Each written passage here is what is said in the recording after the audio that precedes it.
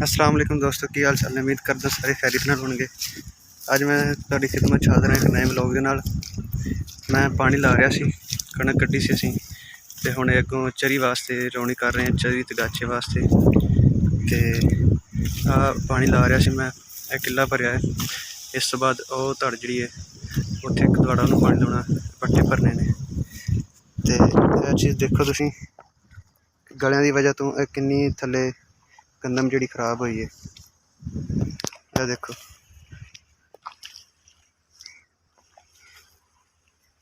सारे सिट्टे जोड़े गंदम के ने थले गलियां की बारिशों की वजह तो खराब हुए हैं।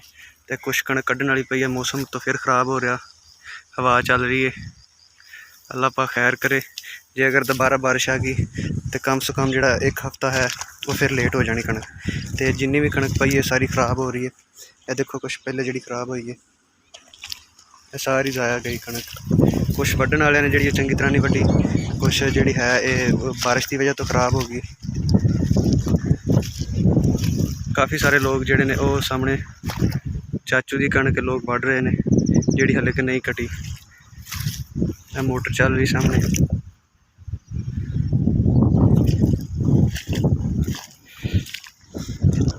हवा बहुत तेज़ चल रही है, अल्लाह खैर करे, बारिश तो बचत रहे।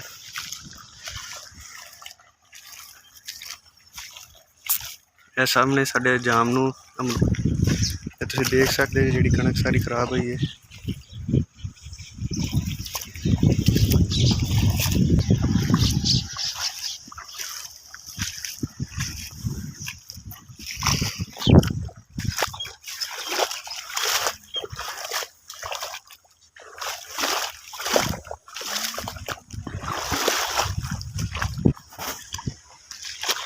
इस जगह तो साढ़ा ट्यूबवैल से जोड़ा कि कुछ खराब सीगा, कुछ मोटर लगन की वजह तो असीं खत्म करता।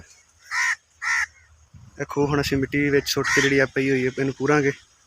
कल और थोड़ी जी इत्थों सुट्टी सीगी, विचों 2 सप्प निकले। तो हुण असीं सोचिया कि इन्हां नाल ट्रैक्टर दे नाल बैक कराया मार मार के इन्हूं विच सुटांगे पूरांगे, क्योंकि उंज बहुत ज़्यादा मिट्टी है, कईयां नाल सुटनी बहुत मुश्किल है। पराली असीं इत्थे स्टोर कीती सीगी पट्ठियां दे विच कुतरन वास्ते, वो जी इत्थों चुक ली। तो बाकी वो बकाया जात जोड़े पे ने।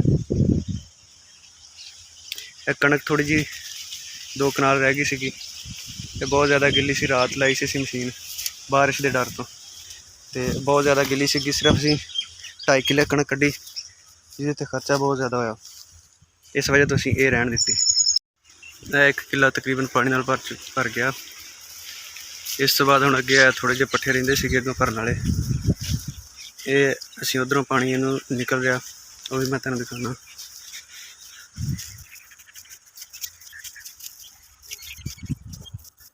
दोस्तों जिमीदारा मुश्किल भी बहुत आ, ये फायदे भी बहुत ने।